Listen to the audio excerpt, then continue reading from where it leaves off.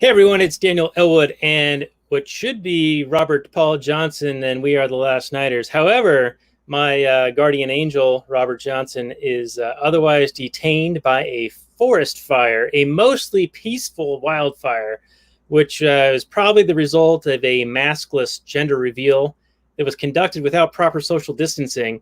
And it's de-nadded my co host, rendering him unable to connect to the internet at this time. However, I will let you know on this episode, Last Nighters, 141, also found on Launchpad Media, that we do have a very fine guest in the wings here who is about to be introduced. He is Dirty J, and he is a listener of the show. I'm surprised that there are listeners, but there are. I have evidence, photographic evidence, as I'm about to put him on screen here. Welcome to the show, Dirty J. You are my Exhibit A that we actually do have listeners, so thank you for proving my wife wrong. We actually do have a listener. Take that, wife. And Dirty J, let's talk a little bit about where your name came from and where this suggestion came from, because you emailed us a couple of weeks back and you're like, hey, I think that Gentlemen Broncos might be right up your alley, guys. Well, okay. Well, first of all, thanks for having me on the show. Big fan. Well, one of me and the other four people that are big fans, I guess. Yeah, if I count it on one hand. As far as the nickname goes, it's a nickname I got back when I was in the serving in the military industrial complex. We only go by last names, and my last name happens to be Johnson. And one of the guys that was in charge of me, he thought I was a dirty person. I was a mechanic, but I always got especially dirty, even for being a mechanic. So he's like, man, you're a dirty guy. I'm gonna call you Dirty Johnson. I'm like, whatever. Then later on, he shortened it up to Dirty J, and I'm like, you know what? That actually has a ring to it, so I'm gonna keep it. So ever since then, I've used Dirty J as a handle for a lot of stuff, social media accounts. And, I meet a new group of people at work. I'll be like, yeah, people just call me Dirty J or J for short, All right. Very cool. Yeah. Robert was also a Johnson. And back when we were in high school, there was a line of t-shirts called Big Johnson. And it would have poker in the front, or wait, liquor in the front, poker in the rear. But it was, like liquor, like at a bar, and poker, like playing poker.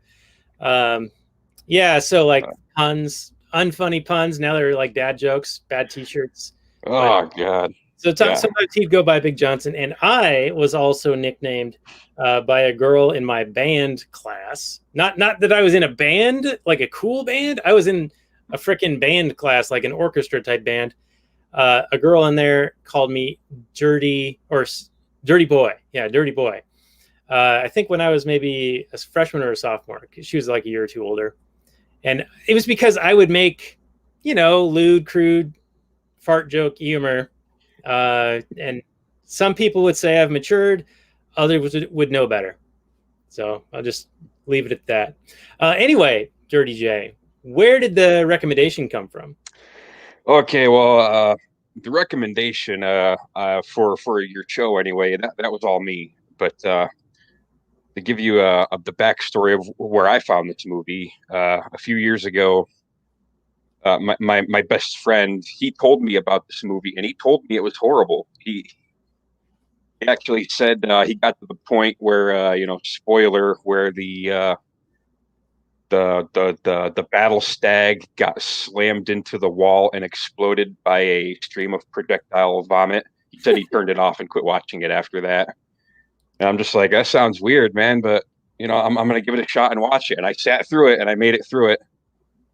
And I don't know, I was actually listening to y'all's podcast and thinking of some movies that would fit it. And as horrible as this movie was, this one just popped up in the back of my head as far as something that could be discussed from a ANCAP libertarian standpoint because of the whole because of the theme of it. All right, that's a bold statement. Cotton. Let's see if it holds up for you. And my original open when I was going to introduce you and the movie that we're talking about, here's Dirty J, and he suggested this movie, Gentlemen Broncos. I was going to say, what the fuck, dude?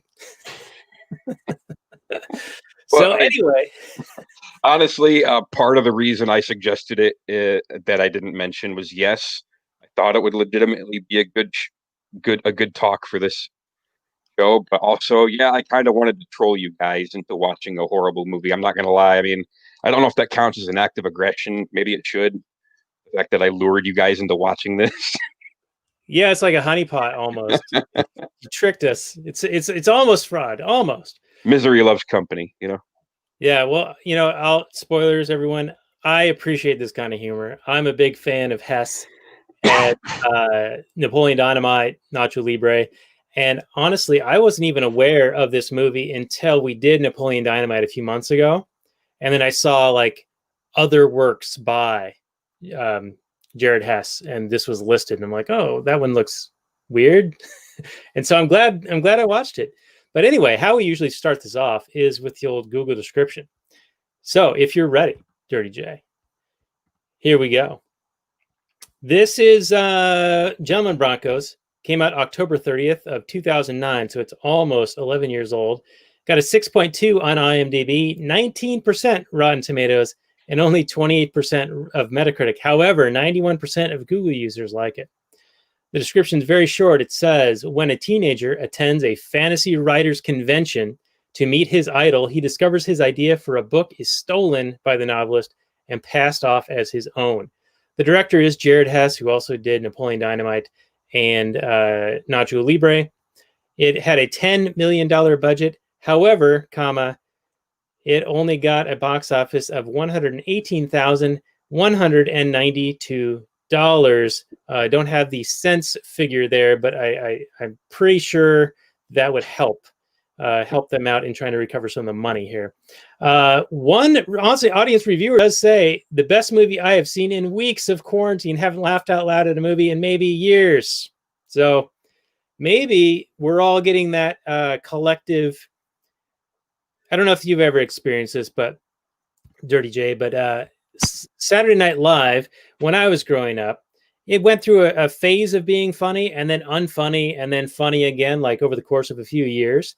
And I came up with this term of like Saturday Night Live funny, meaning that it's only funny because you're super fucking tired and it's after midnight. So like all this dumb stuff that they were doing was actually kind of funny. This is like Chris Farley, Adam Sandler, Will Ferrell. Like that was the kind of period of time that I'm kind of referring to. But I'm wondering if that reviewer who was like, hey, I watched this in quarantine and it's actually kind of funny, is it because we're now stir crazy from all the craziness going on in the world? Or do you think that, he just got around to it because as you run out of content, right? I mean, you have like this smorgasbord of content available to you, but I'm sure, the Netflix thing, it says, you want to watch the next episode. Eventually you run out of whatever you're watching. You got to find something new. So what do you think? I mean, yeah, well, for one, yeah, this is definitely an acquired taste when it comes to humor, kind of like British humor. Some people like it, some people don't. And yeah, being locked up in quarantine, even if you're eventually going to run out of stuff to watch and you'll appreciate anything that gets thrown at you, including this, I guess. He didn't specify whether or not he was on any sort of substances or impaired in any way when he watched it. So I feel like that's unfair to judge such a positive comment without knowing the facts behind it. Yeah, that reminds me, I think Robert did say on one of our episodes a while back that one of the movies we watched, he almost he felt like it would have been a better movie had he been impaired in some way. So I wonder if that would apply to this one as well. Because in a way, I mean, I haven't done much, but I can imagine that some of the scenery in this might be like an acid trip almost. Like you'd have to be like kind of fucked up to see this projectile vomit thing happening in the battle stags and the gonad surgeries and all the other craziness that we see in this movie. Spoilers, everyone. All 5 people who saw this movie at the box office. We're talking to everyone else other than you 5 who saw this in the theater. But anyway, what's your take on the Google description? That's usually how we start off, and yeah, you just riff from there. I mean, yeah, it's yeah, the Google description kind of hit the nail on the head. It left out just, all the rest of the little small plot lines that they decided to throw into the movie. But yeah, the main one, a kid writes a story, kid gets it stolen by some author who's going through hard times and lost his ability to write anything good. He steals it, and yeah, stuff happens. Happy ending, I guess. Uh, yeah, I mean, that's about a accurate description as I could think of. Yeah, yeah. Sometimes the description is so off that it's kind of like something to laugh at. But this, yeah, pretty straightforward. This, you can definitely tell that the director stamp is on this. Like, it's definitely in that vein, the quirkiness and just like strange characters who you're not quite sure. Like, there's something about them that's just off. Like, especially like the girl in this who he first meets, who she's like, oh yeah, give me $40 to like buy tampons or something, and then she goes to the convenience store and just buys a bunch of crap. But she's got like this way about her that's just like super socially awkward, and it reminded me of Deb, the side ponytail girl from Napoleon Dynamite. Hmm. Kind of that same, like, doesn't know how to like interact with other human beings in some way. Yeah, I can kind of see that. Although the girl in Gentlemen Broncos seemed to not be quite as shy and withdrawn as Deb from Napoleon Dynamite was. But I can kind of see that crossover. I mean, as far as I was looking for a way to describe the characters in this movie, and the only thing that came to mind was it seemed like almost every character was just high on a cocktail of random pills they pulled out of a medicine cabinet. I mean, just scene after scene, just the characters and like what they're doing and the looks on their faces and the way they interact. I'm like, there's no way there's any place like this where people act like this. I don't know. Maybe I guess it's just the way the director does it. Because he Napoleon Dynamite similar, but I like the characters in Napoleon Dynamite. They seem to be a lot more interesting, and I don't know, maybe slightly more. Can't think of the word.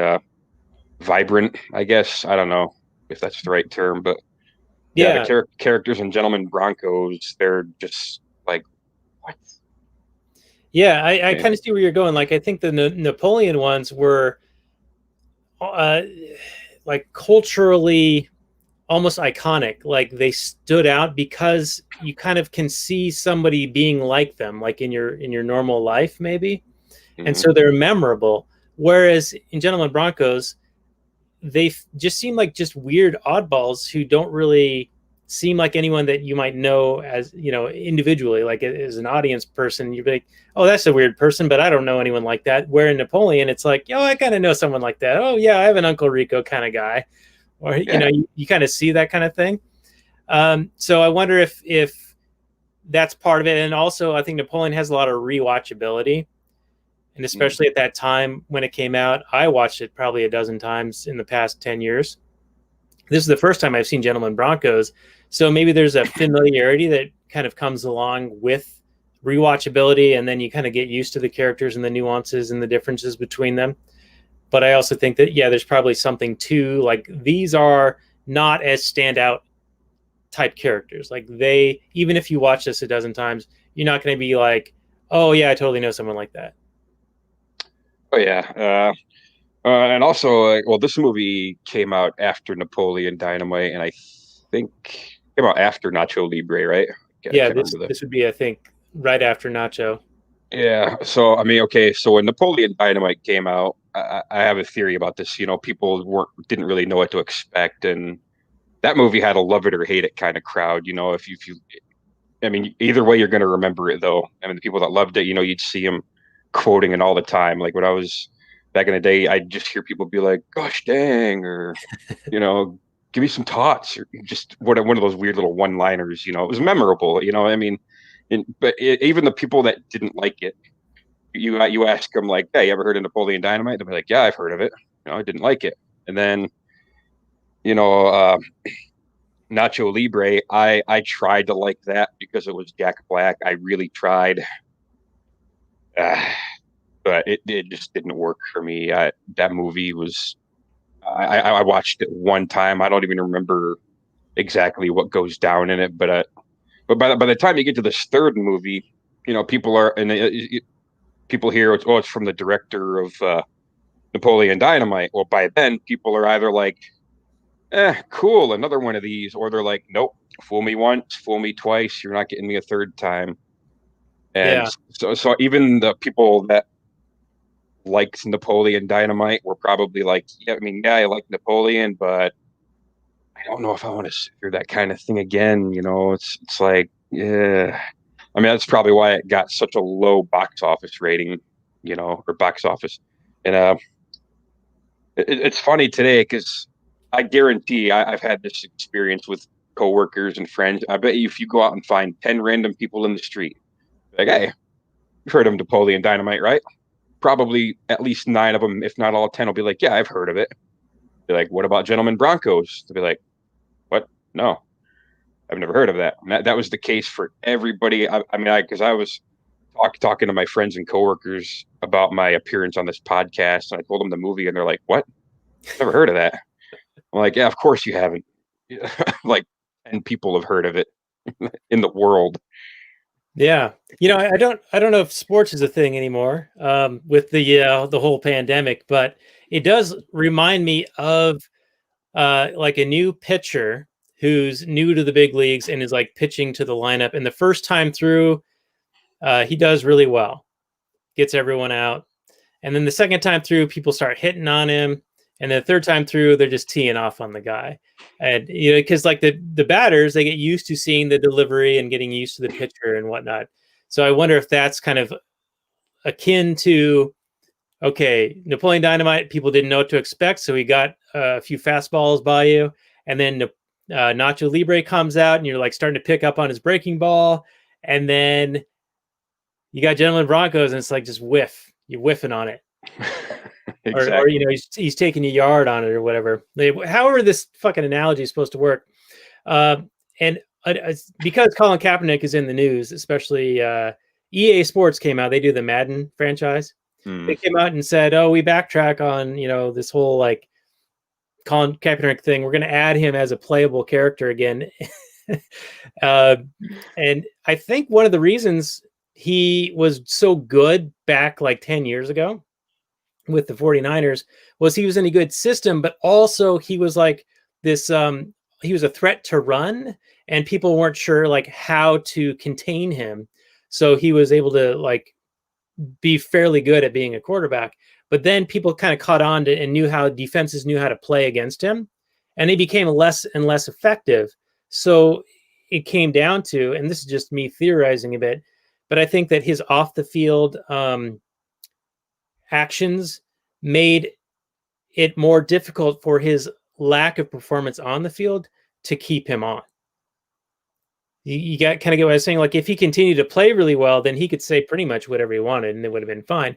But he was like not playing well after a few years because defenses had figured out his tells or whatever. Like they could figure out his snap counts or knew what his go-to plays were. So they knew he'd get sacked a lot or whatever. I'm not sure statistically like how much worse or better he was over the course of time, but he's not playing for a reason, and it's not just political, is my point. And so similar to the pitcher analogy, I'm butchering this analogy, but I think that he got figured out, right? So when he was first fresh on the scene, he was like a new kind of like player style, but now it's kind of been emulated. Like Russell Wilson plays similar. Michael Vick was like a prototype kind of person who's a threat with his legs and with his arm. And I think these days, Lamar Jackson in the last couple of years, like he was MVP, I think last year, and he's like a dynamic athletic player. But I wonder if he'll also have a similar thing where man, I'm totally butchering this, but where defenses will start figuring him out, and also his style of play. I don't know if you're familiar with like how Dwayne Wade used to play like 10 years ago, basketball for the Miami Heat. He had mad hops. Like he was super athletic and always like trying to dunk or block or just get like he would get beat up basically. And when I saw him play like that, I'm like, I can't imagine how long he can continue to play at that level with as beat up as he's going to get. Like I throw my back out getting out of the car. All right. So, the last time I threw my back out was like 2 weeks ago, and I was closing a drawer, like getting socks and underwear out and closing the drawer, threw my back out for a week. So this guy gets beat up all the time. And I just figured he wouldn't be able to maintain that level of play. But Dwayne Wade, of course, he played for another 10, 12 years and was phenomenal. So apparently they're made of tougher stuff than I am. But back to my butchered analogy, I think that it's a combination of defenses or the opposing side getting familiar with the style of play, and also that player wearing down because of their style of play would make him less mobile over time. Like if you're at quarterback, you're running a lot and you're getting like tackled a lot, you're not going to be able to run as fast anymore, right? If you do this for 16 games and a year for a couple of years, you're going to slow down. So I think that might be what we're looking at with Jerusha, or Jared has his wife is Jerusha, and I think she was a co-screenwriter on this one as well. Anyway, I think I just butchered a whole bunch of stuff over the course of 5 or 10 minutes. Believe it or not, I actually understood your analogy. So. Thank you. Yeah, which should have been a simple 20-second analogy, I can turn into an 8-minute soliloquy, the Shakespearean style here. So one of the key points I think with this movie is the central theme of intellectual property and theft of that intellectual property. And I think you were alluding to that was one of the reasons why you thought it would be an interesting discussion point. So what to you stands out related to that argument, and what's your understanding from your perspective, like what would be kind of the libertarian or anarcho-capitalist approach to such disputes? Well, from a personal standpoint, which I would assume would be the standpoint most people would have, was that the teacher that stole the story is he's an ass. Like that was an immoral thing, because the kids, they put their trust in him to read their stories and give them back and judge them and everything, and he just went ahead and stole it. But when it comes to how we feel about things and how they are, it's different. I think from an ANCAP libertarian perspective, intellectual property, it's not the same as like physical property. Like, can you steal intellectual property? And like, if not, then who upholds that state? I mean, because we want the state to be involved in as little as possible. So when it comes to intellectual property, it's not a physical, tangible thing. And plus, from our standpoint, like say somebody has an idea for something, I'm just going to go back in time and use generalities. Like, say I invented the cell phone, and it's a cool thing. Now, it would be cool, being that I came up with it, to be able to be the sole profiteer from it. I came up with this. It's my idea.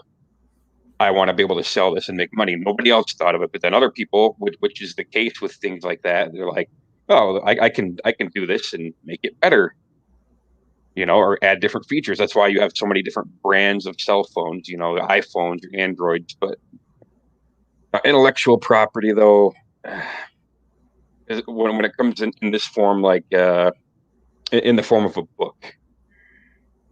Now, yes, it was immoral of, what was his name, Chevalier, whatever his name is, to steal that. But really, is there? I mean, it is immoral, but I don't see it it's hard to explain. It's because there's no way to enforce it at all. Like even with the whole, yeah, I'm drawing a blank here. Well, I'll help you out just a little But bit. Um, I will tell you that I think that the movie resolved it quite well and in a non-governmental way. yes, it did. And I was trying to, yeah, leave out the ending of it, but for now. But yeah, the movie, what was it? He was in jail for, oh yeah, assaulting the author when he found out he stole his story. His mom comes in, tries shoving a popcorn car through the bars. Happy birthday, and she's like, "Oh, I also had all your stories registered with the Writers Guild." Now, I still am not sure what the Writers Guild is, but apparently that did seem to resolve the issue. He had it. He had like official copies that were stamped by the Writers Guild years before Chevalier wrote his pirated, ripped off version, and yeah, so that right there was proof that it was an original idea by the kid. But Right. now, but what I was trying to think of is like, what if it wasn't resolved in that way? Like, well, what could he have done? Like, say there was no Writers Guild, say everything just played out. His mom never registered his story. I mean, Well, how would that be resolved, especially without the state? It couldn't be.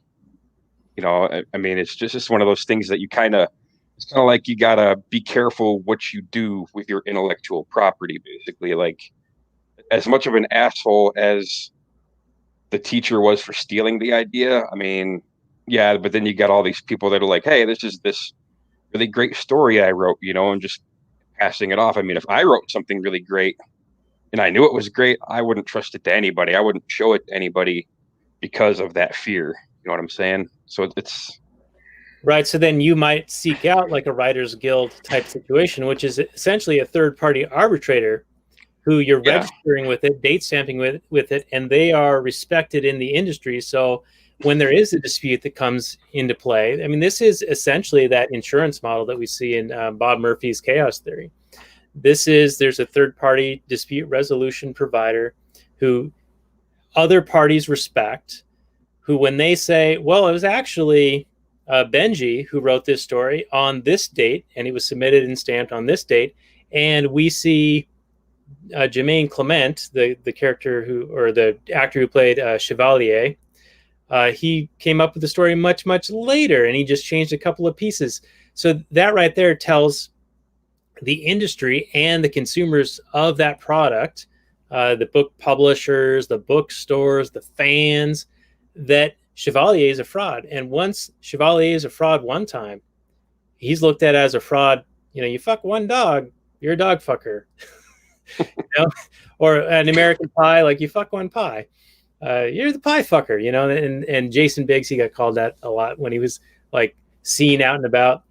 But so yeah, it's like a reputation thing, right? So you have a third party that's respected, and so there would be a risk involved with trying to quote unquote steal someone else's story and pass it off as your own, which would be a fraud, right? That's a fraudulent thing to do. And yeah, especially if there's evidence to support, like your evidence that we actually have at least one listener, there's evidence to support that he was not the originator of that story, and so he would then suffer the repercussions from that. But had he not gone to the third-party arbitrator, and granted, there aren't a lot of those kinds of things because the state exists and the state offers things like copyright and patent laws and a whole host of other regulations. So as what's the right word, as just people living in today's environment, we don't think of these things because they're not top of mind. We assume they're taken care of in some ways, right? A lot of the things that the state does, we just kind of like assume that that's taken care of. Whereas if the state weren't building the roads or doing the fire departments, etc., there would in their place spontaneously come about from competitive forces alternatives and different services, different price levels for those same kinds of things. So like if something's needed in the world, some entrepreneur is going to figure that out. Like they're going to find a way to satisfy consumers' needs, wants, and desires. And so just because there's some entity out there saying, oh, we're already taking care of this. You see this as an example with charity. When the government gets involved with giving grants or welfare or things like that, then people assume that, oh, there's already so much of this money going towards this, so it's being taken care of. What they don't realize is that 80 to 90% of that money is eaten up in the machinery of the government program itself, and only like 10% actually gets to whatever the purpose of that program was. Even in private charity, for the most part, I think upwards of over half of it gets used up in administrative functions, and so only half of that money gets through. One shining example is the Ludwig von Mises Institute, which I think upwards of 90% of the money that they get as donations actually goes into the programs to support providing their lecture series and all the content they have on their website available out to people. So they run very lean. But back to my original point, just because we are in a situation where we assume a lot of those things are already taken care of, then maybe you wouldn't have gone to the Writers Guild yourself in today's environment. But if the state wasn't there, then I think it would be only natural to have something like that, oh, if I have this story, I'm going to go here to register it, to verify, get the date stamp and confirm that it's mine. There are a couple of great books related to intellectual property as it pertains to patents and copyrights. One is Against Intellectual Monopoly, and the other one is called Against Intellectual Property. And one of them is by Boldrin and Levine, and they looked at over a dozen different historical examples of a patent or copyright thwarting the progress of innovation in a particular field, and how in their examples, how it actually worked out better when there wasn't a copyright or a patent in play. And it's kind of, I'm not explaining it very well, but they go into like basically a almost objective, analytical, empirical kind of way of approaching it. And then the other book is by Stefan Kinsella, who is, of course, a IP lawyer, Austrian economist, libertarian lawyer. And his argument is more on theory, right? So in order to have a property interest, there has to be tangible property that has a function of scarcity, right? You were talking about this a little bit earlier. So ideas aren't scarce, and once you've put them out into the world, then other people can be sparked on their end and perhaps improve on that idea. And we actually hear about that in the movie itself when he's at one of the later presentations by Chevalier, and he asks him, hey, so I had my story get made into a movie, and they're making all of these changes to it. How do you as an artist approach that? And he's like, cash that check, get that money. Or first he says, great question, thank you for firing at me. Cash that check, we do it for the riches. And they might make the story even greater. So I guess the point of that is, yeah, you might have this particular take on the story, and then they'll get it, and they'll perhaps improve it or perhaps ruin it. Who knows? But similar with cell phones, if there was just one cell phone provider, like if it was the Dirty J, and that was the cell phone, and we're on the Dirty J9, right? Just came out with larger screen and the thumbprint actuator on the back. Making shit up here. But if there's not a Samsung, and there's not an Apple, and there's not a Motorola, and there's not a competitor out there who's legally permitted, or they're withheld from that market of competing with you, then your phone's probably not going to be as good. It's probably going to be more expensive.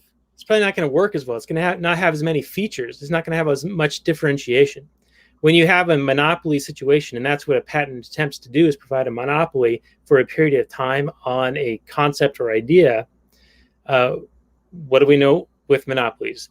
You get lower quality service, you get higher prices, and less innovation. So I think that is another shot against intellectual property. I like to coin. I'm sure I didn't coin this, but what I say is, they say taxation is theft. I say intellectual property is theft, because what you're essentially doing with intellectual property and trying to enforce patents or copyright, you're preventing other people who may or may not even be aware of your invention from doing with their own resources what they would like to do. There have been moments in history where there are sort of a what do they call it, like almost a simultaneous or symbiotic discovery. So like two disparate parties can discover the same thing in the same short period of time, like, I don't know, the steam engine or whatever. So person A runs to the patent office first. Person B doesn't even know about person A. He comes up with this invention as well, and maybe it works slightly differently, but it's still like theoretically the same principle.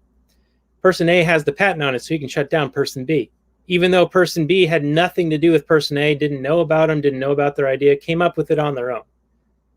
So then you're using the government to prevent that person B from doing what they would do with their justly acquired resources, using their own mind, using their own labor, coming up with the idea on their own. So, that's another shot against intellectual property. And I'm not sure how that relates particularly to the movie, but another little mini rant for me here. Yeah, no, I see what you're saying. The only thing that differentiates how far you can take intellectual property, or like expand on ideas, like with products, like, I make a phone, then they make a better phone, and then they make a better phone, and that would motivate me to make my product better and cheaper and everything. That's why having intellectual property is just kind of a dumb idea, and having it enforced by the state is a dumb idea because it prevents that kind of innovation. But I'm not in favor of any sort of state entity enforcing this. Like you said, in the absence of such, you would have things like the Writers Guild, but people would have to take it upon themselves to seek them out. First of all, it's not just going to be one of those things that's there. If you're like an artist, a creator, or an author, you would have to seek that out in the absence of being able to get like a state copyright. Yeah, and I think it's become more normal if there wasn't like this presumption that it's already kind of being handled or whatever.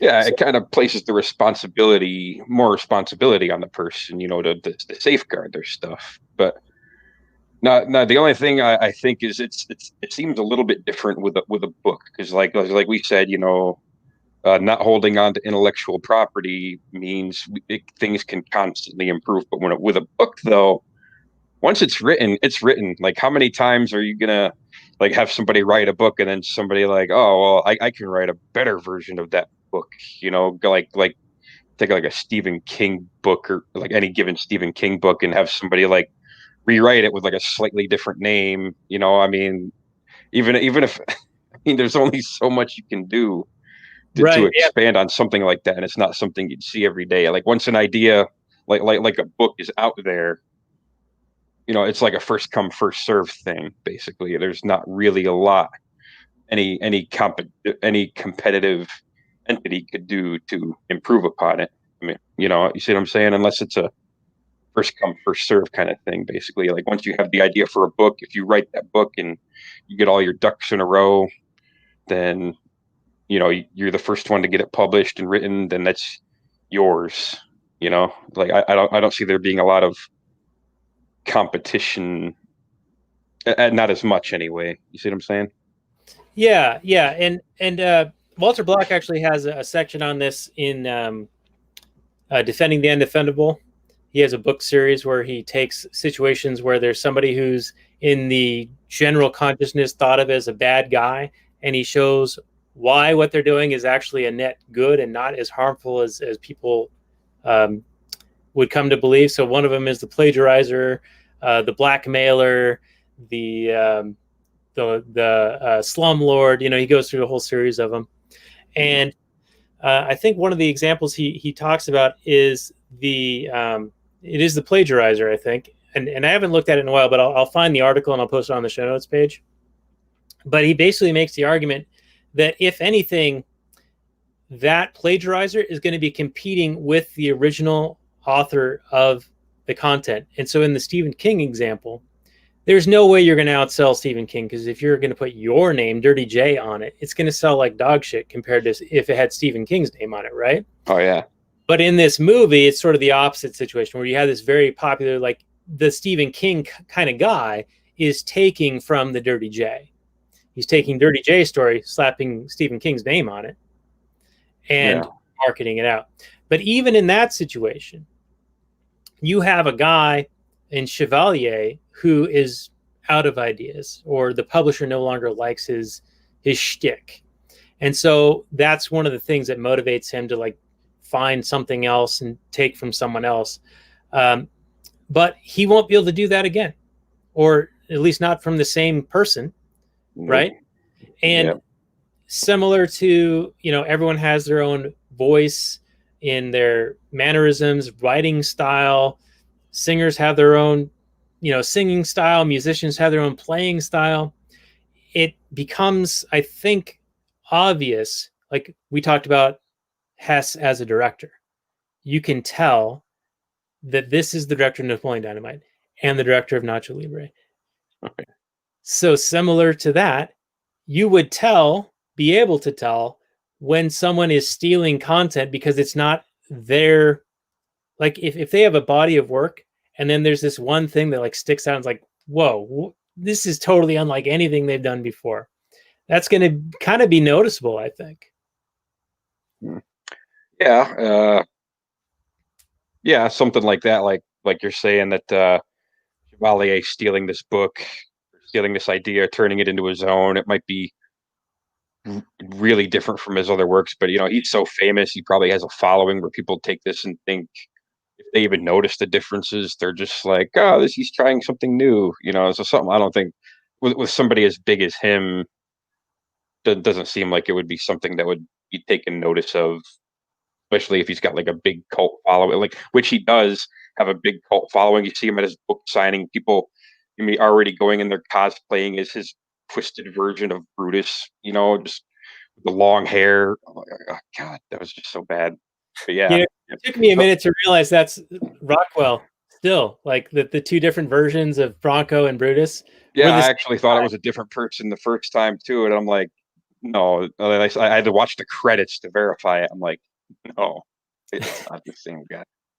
Yeah, it's bizarre.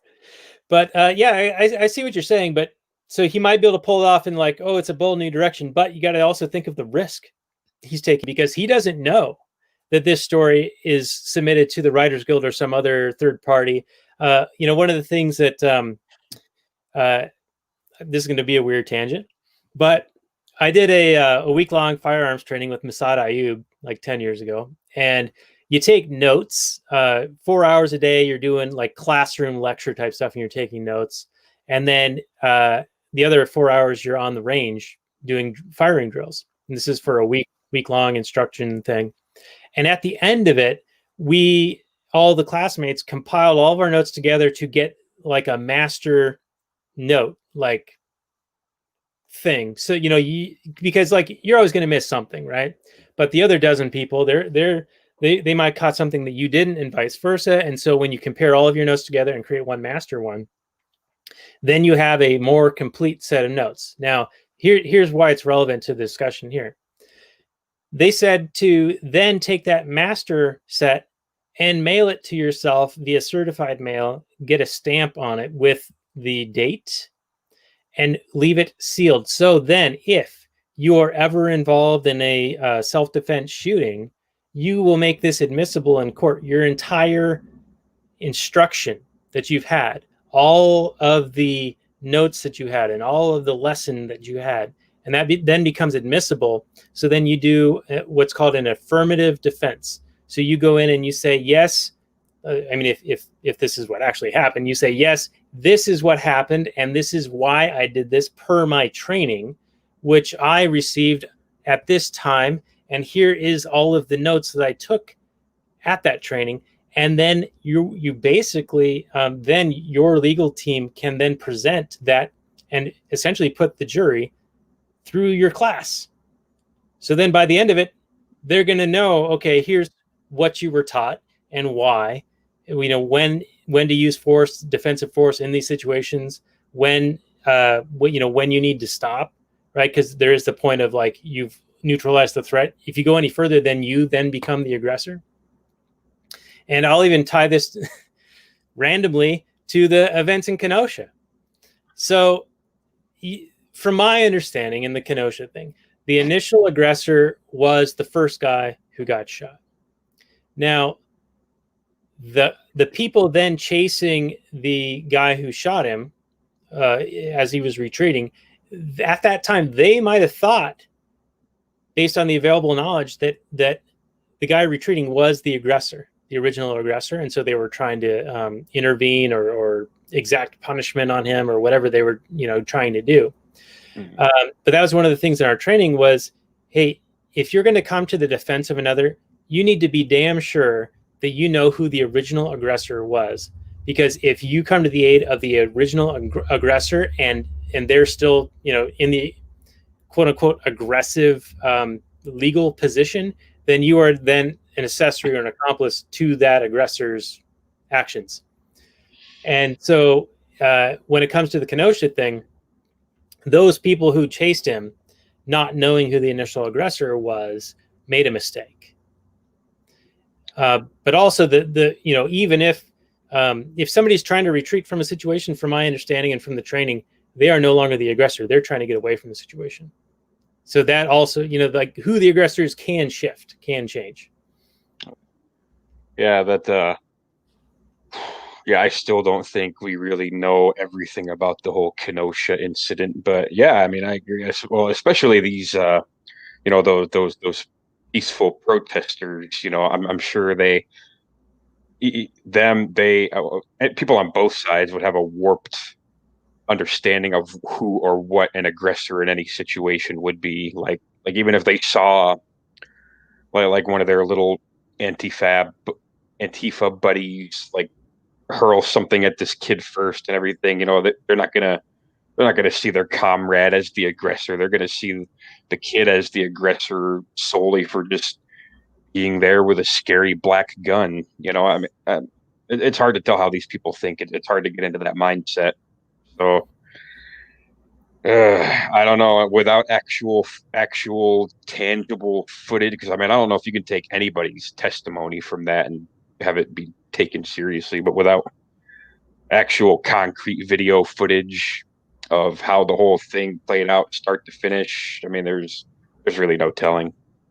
Right. Yeah. And from my understanding, there's actually a fair amount of video evidence and things like that. And even of all places, the New York Times actually put together a spliced version of like time sequenced lined up all of these different angles and things. So you can actually kind of get a better impression of what actually happened. And I'm actually surprised that it was as unbiased as it appeared to be. So I gotta give credit where credit is due. Normally, the failing New York Times, I'm not a big fan, but in that case, at least they weren't overly biased against somebody who was probably in a self-defense situation. Now, I don't know like all of the details like you were saying, but to me, it really looked like one guy was clearly not being aggressive. He was trying to retreat, and he was being attacked, and he defended himself. And I think he did better in that situation than I would have. There were people attacking him with lethal intent, and he is still alive. So he did admirably as far as that goes. Oh yeah, even though we can't really see exactly what kicked off the whole thing. Yeah, there is plenty of video out there of him clearly defending himself from somebody attacking him. Now, what their motivations were for attacking him, like maybe they saw him as the aggressor in the initial conflict, whatever. I just think that, okay, you don't run up on a movie, right? We're still doing Gentlemen Broncos. Yeah. I mean, I just want to say you don't run up on a guy with a gun trying to play. there's a guy with a gun, you don't run up and try to take it or hit him with a skateboard. I mean, you kind of get what you get when you do that. If I see a guy with a gun and I have a skateboard, I'm not going to be like, hey, you drop that gun and try to hit him with a. I'm going to be like, yeah, this guy's got a gun and I move slower than a bullet does. So I'm not going to attack him. I'm just going to go this way. Just people amaze me with their choices, So. To me, it was, the whole situation is a nightmare scenario. All these people out there causing all this destruction and then being labeled as peaceful when they're, burning buildings and destroying private businesses. It's anything but. But apparently the media is all, carrying water for it because it's on message. It's on narrative, like we were talking about earlier. In the pre-show bonus content available for Patreon supporters, lastnighters.com/Patreon. You can also see us do this thing live via the live stream. Now, no one's doing it right now, but sometimes there are people here and they're making comments. So if you want to be able to do that, lastnighters.com/Patreon. All right. If I could shift us back to the movie just a little bit. Yeah. We feel like we kind of on a tangent there. Yeah, for a little while. We're going to fish out some country balls here. So back at the time when he asks Chevalier about somebody buying his story and they're making changes, he says, cash that check. And so then he goes and attempts to cash the check, and he needs money because I forget exactly why, but because some of the nightgowns that his mom was selling at her store had gone missing from inventory, and they're running a small business on very thin margins. So if somebody burns down her nightgown shop, they're going to be very, very suffering badly. So he's out selling these cornballs, 2 in a bag. These were terrible visual pun jokes that just fell flat for me. I mean, you're laughing about it now. I liked them. I liked them as bad as the movie was. I got a good chuckle out of that. I find talking about it is funnier than seeing it, just because of how bad those jokes were. But so he ends up throwing the balls in the garbage when he goes in to try to cash this check, and then he gets to the teller, and the teller's like, "Yeah, you can come back in a year, and we'll see if it clears." So with that, the movie producer guy, who is played by Escalito, the guy from Nacho Libre, paid him with a post-dated check for a year in the future. Now, I think that was fraudulent on his part because he did not make that a part of the conditions of the deal that he made for the $500 to buy the story. This is an example of time preference, where there's a time value of money because money today is worth more than money sometime in the future. Like if you were to say, I'll have $500 today or $500 a year from now, what do you want? Which one are you going to pick? Oh, I'd rather have it today because next year it might be worth what $300 is today or less. Right. You never know. Not only that, but you have to wait a year to actually utilize it for something, right? To satisfy your needs, wants, and desires. So he's essentially giving himself a interest-free loan to Benji, or from Ben. He's taking an interest-free loan from Benji for the $500. He's getting the $500 of value in buying the story today, but Benji's getting some lesser value in the future because he has to wait a whole year to be able to use that. So whatever the prevailing market rate of interest would have been, and we don't know what that is because of the Federal Reserve and federal funds rate, but let's just say it's 5 or 10%. So Chevalier or Benji is only getting like $450 really when it comes down to it, and he has to wait a year to get it. So that was kind of a fraudulent thing, but also a time preference thing. And it kind of goes into like the theory of interest and why money today is worth more than money in the future, let alone the point you were making of the inflationary aspects of a fiat Federal Reserve monetary system where they're creating more and more dollars, chasing fewer and fewer goods. And as we've seen with the quarantine and all the stimulus money that they've been doing, I'm very surprised there isn't more tangible inflation going on in the world. However, I think maybe it's just manifesting itself in home prices and in the stock market. So I think a lot of that money is what's going into those things versus so much at the grocery stores or consumer goods. But there is also a slowdown or a elimination of production of a lot of goods and services. I know a lot of farm goods, crops got turned under, pigs and chickens and cows got slaughtered prematurely. Potatoes got buried prematurely because there was no way to transmit them into the marketplace, into the structure of production, into the what do you call it? They didn't have anywhere to go because of the pandemic shutting down a lot of operations and modes of transportation. Now, a lot of that's kind of like started to turn around, but essentially you actually had more money, more dollars being created to chase lesser amounts of goods and services being available. And so that's a recipe for making things go up in price because there's a lower supply and there's more dollars chasing that lower supply. Now, the interesting thing about house prices, I'm very surprised that people are not as risk averse as I think that people should be when we're in, if not a deep recession. I don't know what it's going to be. I mean, I feel like the actions that have been happening should get us into something akin to the Great Depression, but I've been wrong before. I'll admit it. But I would think that people would be less willing to take on long-term risk, such as buying an expensive house somewhere. But then you have these counteracting factors of, well, now it's been more acceptable to be able to work from home. So now you don't need to be in the cities or as close to your place of employment. You can do it remotely. Also, there's all of these peaceful protests happening and peaceful fires and peaceful looting and peaceful boarded up windows. Well, that's having a property value, isn't it? Yeah, so a lot of these people are peacefully leaving the cities and moving to suburban and even country areas. I've seen the prices. My wife and I have been looking at for a couple of years. We've been looking at maybe relocating to Idaho, and the prices have gone up dramatically just in the last 3 months. And it's because there's this near exodus of the well-to-do folks in these cities who no longer want to be in the cities.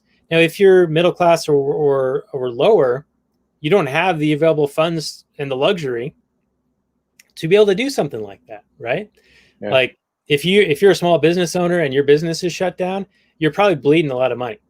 Or if you're a normal, median wage worker in a city and your job shut down, you're not buying a house in the country and moving there.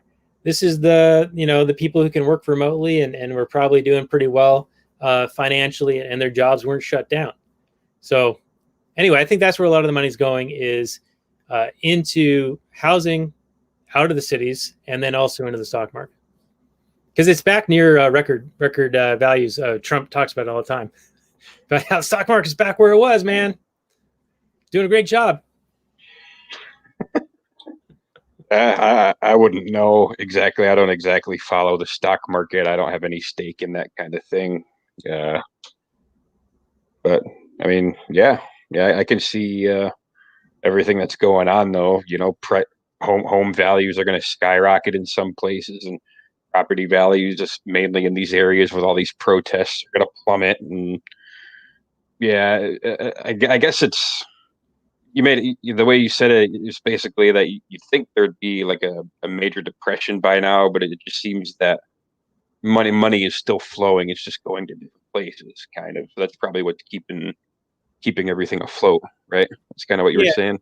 Yeah, and I think a lot of these things have like they take time to manifest, right? So, and I remember in 2008, a lot of the things I was reading were like, nobody knows you're in a recession until after the fact. Like it's a backward looking thing, like, oh, we entered a recession as of this date in the past. And I think that's actually how they define them. Like it's 2 successive quarters where it's like negative or under a certain amount of growth. Negative growth is what they call it. They change all the fucking words. We were talking about that earlier in the pre-show, I think. Negative growth. How the dictionary changed all like 15,000 entries. But yeah, so they changed depression to recession, and then they changed growth to negative growth. You can't say shrink or loss or whatever. You have to say negative growth. Anyway, Negative growth. It's like jumbo shrimp or Civil War. Military intelligence. Military intelligence. All right. So I have a couple of more notes, and then we should probably start to wind this down. Back to when he was cashing the check and he put those country balls in the garbage. Mm-hmm. When the check fails to clear, he realizes, oh shit, now I have to go and sell these. So he did the George Costanza eclair. It was on top move of pulling the balls out of the garbage to then sell them. So that was kind of cute. And then what you got to do. And then the intellectual property thing. There was a point where the movie came out and it was on this like local talk show, whatever. And Chevalier sees it. He's like, calls up the publisher. He's like, can we sue them? Can we stop them? I hate plagiarism. And that was just like this totally, projection thing that you see all the time where the person who's guilty, they'll accuse others that which they are guilty of and feign like being so upset about it. And I don't know, it's maybe a psychological phenomena, but it's a thing that I've heard of and am familiar with, and I've seen it happen, where the person who's actually doing that thing will blame someone else for doing it and be outraged, feign outrage over it. So, great example of that movie. Oh yeah, that was that part stuck out for me. I saw that scene and I'm like, really, dude, really?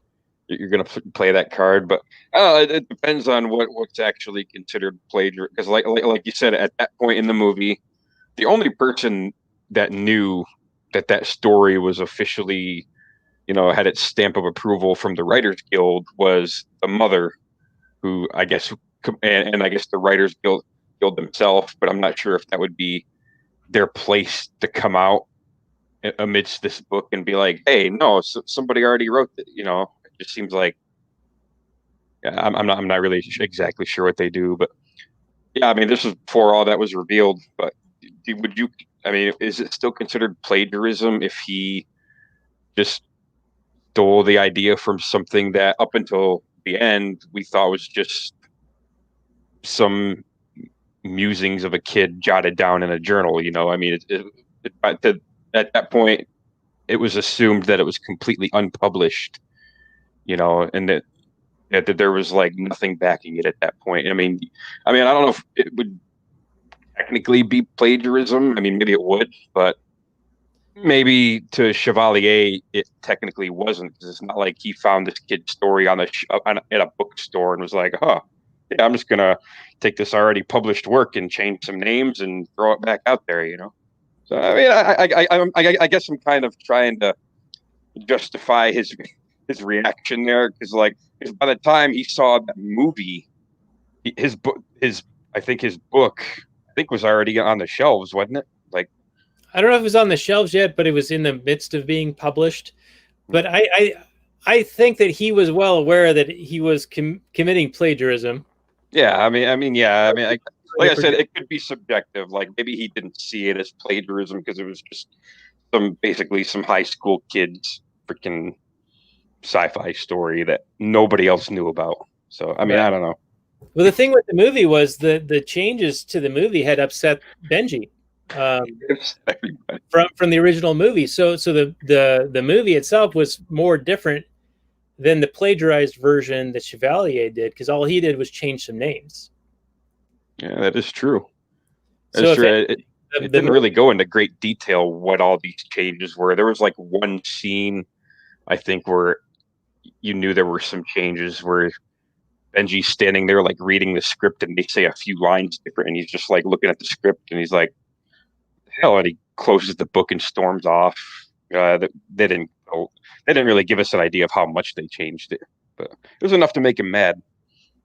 Well, are you talking about in the movie, the adaptation? Yeah, like they.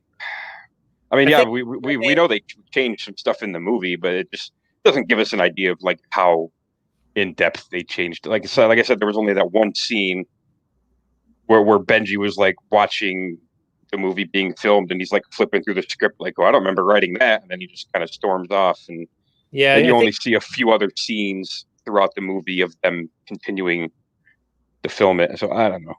yeah, my take on what upset Benji about the movie was they added this romantic angle.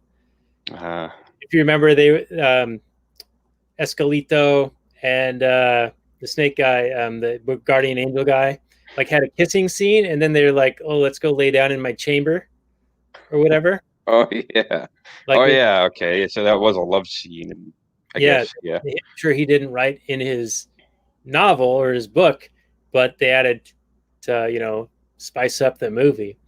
And then when he was reading a passage from the published book of Chevalier's book, it was the scene about like the passage was about removing the testicles of Brutus, and he's like, "Wait, this is definitely my Bronco story. He just changed the names, and he turned Bronco into a tranny or transvestite." I think he said that because remember, how we were confused. I got banned from Facebook for like a week for saying that or writing that. So I have to say transmission or transformer or they're more than meets the eye. I think trans is okay to say. Okay. I think so.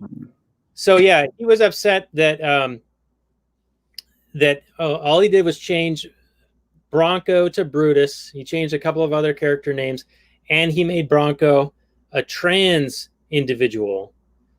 And Rockwell played the two different versions of the character, like the I don't know what you call it, like sequences where it's like Benji imagining the story. It's like the background behind me here, where he's got like the permed hair. Yeah. And then when it's the Chevalier version, he's got the platinum blonde wig style hair. I mean, despite the fact that the whole thing was horrible, if I had to pick a version, I would pick Benji's version, because you know how it swapped back and forth between their two versions, and I'm just like, man, yeah, Chevalier really just butchered this whole character. He turned him into this effeminate, like kind of character. While just the other guy actually seems like he's some kind of an action hero. I'm like, yeah, and you say, earlier in the movie they were talking about, well, somebody might take your idea and make it better. I think he arguably made it worse. yeah, exactly. All right. You know what? I think we should wind this down and then save some more stuff for the Kathleen Turner Overdrive's bonus content we have for people who subscribe to the show on Patreon. So lastnighters.com/Patreon, everyone get some pre-show and post-show bonus content. So if you don't have any other points you want to make at this moment, would you like to give the summary and review, and you can score it out of 10 battle stags? How many battle stags would you score this Gentlemen Broncos? How many battle stags? Well, like I said, initially I hated the movie when I saw it for the first time, and then I watched it a couple more times, and it's still terrible, but it's terrible in a way where it almost makes it likable. Kind of like how the movie The Room with Tommy Wiseau, how that became a cult classic and people liked it because of how horrible it was. That's kind of how this movie is for me. Yeah, I'm gonna give it a 5. I'm just gonna give it a 5. And that's being generous, but that's only because I feel like after rewatching it, I was able to get entertainment out of it after the third or fourth time seeing it. Okay, 5 battle stags. Solid 5. Solid 5 out of 10, right? Out of 10. 10. Yep. 10 battle stag missiles. So 5 battle stag missiles. Yeah, there we go. All right. Well, I want to commend you for suggesting this movie. It's one I wasn't even aware of until we did Napoleon Dynamite a few months ago. And even at that, I wasn't like super interested in watching this. I actually looked at the trailer at the time and I was like, I don't know about this one. But when you suggested it, you made it happen, and I'm glad that I did. This is the type of movie, and Robert hates these types of movies. He hates it when we do comedies and these irreverent, like goofy fucking ones. But I always find something to talk about. And it's weird because we just did The Godfather, and we could only do part of what we were wanting to discuss. So we're going to do a second part of that. But it's like such an involved movie, and it's done so well. And I find that it's difficult for me to approach an episode on a movie like that, where there's just so much to talk about. And it's like such a heavy subject matter, and it's like serious. Whereas where these goofy fucking movies, I'm like, oh yeah, take like 3 or 4 notes, make some points, do a few quotes, boom, episode. You're welcome, everyone. But this kind of fits into that. And because I'm a fan of Napoleon Dynamite and I'm a fan of Nacho Libre, I think that you should give Nacho Libre another shot. We actually did that one for Cinco de Mayo a couple of years ago. So I'll send you a link for that, and I'll put it on the show notes page as well. You might get a new appreciation for it. The characters and Jack Black, I think, do a fine job. Just so you know, Robert hated that movie, as I'm sure he hated this one. But for me, I'm going to go with 7 Battlestag missiles out of 10. I'm a fan of Hess's work, and this just kind of like resonated with me with just how campy and bad it was, but in an entertaining way. And I might even give it another watch. And audience, we might do a bonus episode related to this, perhaps later on this week, because Robert might recover from the peaceful wildfires that have peacefully cut him off from the internet. So we might have Dirty J back on again, and we'll get Robert's take on this. So this might be bonus. This might be the official episode. You might get another portion that is gonna then be the bonus. I don't even know. It's like a mystery. We're gonna have Chevalier come in and rewrite this thing, turn it into some other version, put platinum blonde wig hair on me, and maybe we'll give it another shot. So anyway, I think I gave it 7 battle stags. You gave it 5. Robert's going to go probably 2, maybe 2.5 battle stags. That's just going to be my guess. So we'll see what happens there. But Dirty J, thank you so much for recommending this. I do appreciate it. And also thank you for being a trooper and doing this episode with just me. I know it's weird because I ramble and don't make points. That's what I have Robert for. But he's my guardian angel. He doesn't have a snake, but I think after seeing this, maybe he'll get one. But anyway, do you have any final comments you want to make, or anything you want to let the audience know? Do you have anything you want to mention? Do you have a website, or do you want people to follow you anywhere? Anything like that? You can say no. It's fine too. No, I mean, I don't have anything going. I don't have a website. I mean, yeah.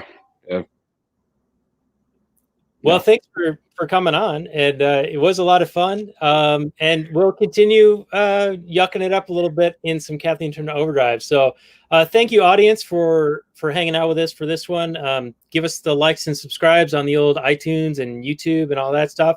If you leave us comments or ratings and reviews, we do appreciate that. It helps with the algorithms and whatnot. Click the bell icon below to see our new videos, and subscribe over there. I you know how you hear that at all the YouTube videos, like they have this memorized thing. I'm so bad at this, I don't even know what they say. I tune it out at that point, and I listen to everything at double speed. Usually, like Dave Smith's part of the problem. Anyway, I'm rambling yet again. Anyway, this is our episode on Gentlemen Broncos, everyone. So tune in next week. We're going to be getting more serious again with Jared Wall of Breaking Liberty. He was on with us for Captain Phillips, Gold, and El Camino, the Breaking Bad movie. So he's been a multi-time guest, and he's going to come back next week talking about Hotel Rwanda, the Don Cheadle movie about the Rwandan genocide against the Tutsis, I believe. I haven't seen it in a long time, but it will be our next episode. So it's going to be a heavier episode next week. So join us for that with Jared, and hopefully Robert's internet is restored by then. So Ben, thanks again. And audience, thank you. We'll see you guys all next week. Peace out. Good night from last night.